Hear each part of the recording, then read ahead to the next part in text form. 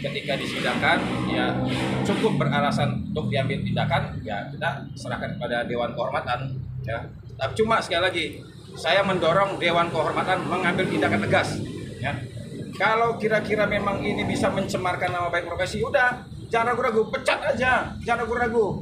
Karena masih banyak calon-calon advokat yang mau diganti.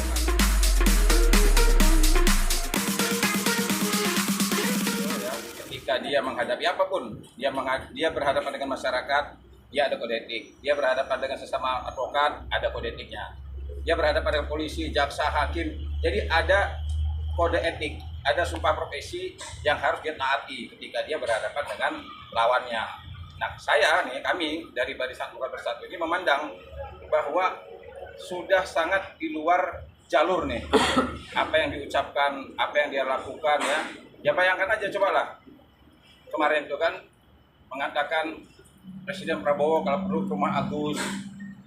Jadi kalimat-kalimat seperti ini yang menurut kami ini kok jadi saya sendiri, ya, saya jujur nih, saya sendiri sebagai advokat itu kadang-kadang mendengar kalimat-kalimat yang keluar tuh rasanya saya mendengar tuh malu juga gitu. Ini bagaimana saya bilang seorang advokat, ya, officio nobile, jadi profesi yang mulia, profesi yang dihormati, tapi kalimat-kalimat yang muncul, tindakan-tindakan yang muncul ini justru apa? Justru membuat masyarakat bertanya, apa benar seorang advokat dibenarkan seperti ini? Saya semenjak jadi mahasiswa, ikut pendidikan pengacara, ikut ujian pengacara, sampai berpraktek pengacara, saya tegaskan kepada masyarakat, tidak dibenarkan seorang advokat melakukan tindakan-tindakan seperti itu. Oke, ya. Bang, tadi di Pradis sendiri responnya gimana, Bang? Boleh dijelasin sedikit mungkin selain responnya sangat luar biasa senang. Ya, ketika kita sudah tadi sebelum saya sampai aja dia sudah tahu kan, dia sudah tahu langsung dibacakan tadi buat Farhat ya Bang, iya.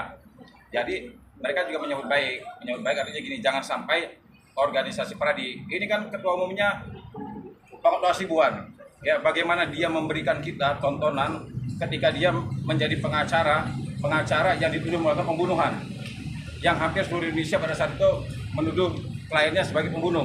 Tapi bagaimana dia menunjukkan, ya, kualitas dia saat dia menjalankan tugas dan fungsinya sebagai advokat. Nah, cantiknya, akhirnya cantik banget dia menjalankan tugas dan fungsinya. Akhirnya semua orang menganggap bahwa oh ya ternyata benar, ya.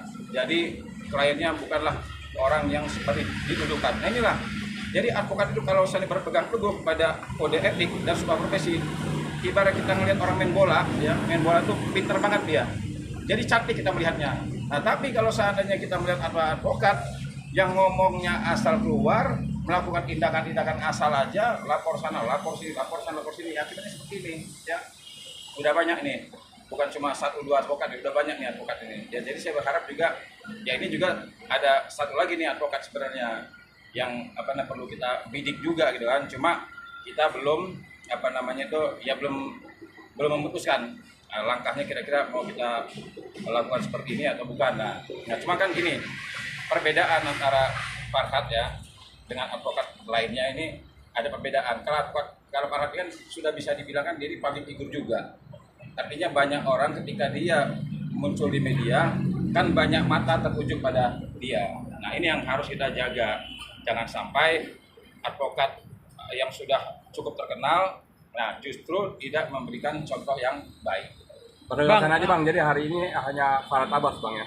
Ya, hari ini spesial. Resmi, ya? Spesial untuk Farhat Abbas. Ya, ini spesial untuk mantan teman saya ini. Jadi hari ini saya sempat-sempatkan sama tim ini agar bisa, ya, teman kita ini, mantan teman kita ini bisa dipanggil. Ya kalau seandainya memang ternyata terdapat nanti, jadi jangan pertahankan advokat yang kira-kira bisa merusak kehormatan profesi. Bang Farhat sendiri ini nggak sih Bang, perannya di dalam Pradi selama ini seperti apa sih mungkin Bang? Saya jangankan, kalau saya jujur ya, selama saya kenal sama dia juga, saya kalau dibilang ibaratnya apa dia peran dia di organisasi Pradi juga saya nggak ngelihat peran dia apa. Jangankan peran dia di Pradi, ya, peran dia di dalam penegakan hukum aja saya nggak pernah lihat tuh. Saya jujur, saya bukan karena benci sama dia, bukan, ya, tapi secara objektif. Hotman Paris, ya, biarpun dia dasar, tapi saya melihat dia ada 911, ada perkara-perkara yang dia viralkan, termasuk perkara Cina kemarin dia viralkan. Artinya dalam penegakan hukum, Hotman Paris ada kontribusinya. terhadap penegakan hukum dengan cara-caranya tersendiri. Tetapi kalau untuk para kampus, mohon maaf, saya tidak melihat, ya, saya tidak melihat apa kontribusinya terhadap penegakan hukum. Ya, teman-teman bisa nilai lah, ya. Baru Saya kasus tidak- Cirebon kemarin doang bang ya. Gimana? Sakatatal. Kemarin Sakatatal. Saka Tatal pun kan tidak melihat juga. Saka Tatal terakhir waktu Bu Titin jadi saksi pun diributin juga kan. Jadi kemarin itu saya kan satu grup sama dia kan, termasuk sama Bu Titin juga. Kan sempat juga sebelum putusan ada perselisihan, ada kegaduhan, ya sesama tim. Begitu sudah selesai, ternyata si Bu Titin jadi saksi dalam perkara yang lain kan ribut juga seperti juga. Jadi saya melihat begini ya, Saka Tatal pun kalau menurut saya bisa dikatakan ya, kalau dikatakan prestasi, saya juga belum bisa melihat ya. Kalau samanya ada tangisan ya oke lah ya.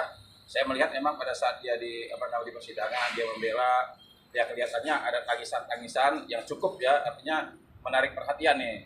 Artinya dia sebagai seorang advokat ya cukup bagus lah ya. Tapi prestasi dia apakah ini menjadi suatu prestasi dia dalam hukum, ya kita lihat nanti aja ya. Bang, tadi katanya ada satu pengacara lagi yang mau dilaporkan ke Pradi, kira-kira siapa bang itu mungkin? Ya tapi pengacaranya ini nggak masuk dalam hitungan. Jadi belum ya. gini. Kalau kita bicara masalah advokat ini banyak melanggar kode etik, banyak. Nah cuma kan ada advokat yang ibaratnya yang tidak menjadi perhatian publik. Ya, ada perhatian publik nih. Jadi yang cukup menjadi perhatian publik ini apa? Kalau seandainya advokat itu sudah banyak menjadi perhatian masyarakat, nah ini yang harus kita jaga kan. Sama juga public figure lah. Ya, ketika dia muncul di media sosial, maka dia harus menjaga tuh ucapan, tindakan, sikap dan perilakunya harus dijaga.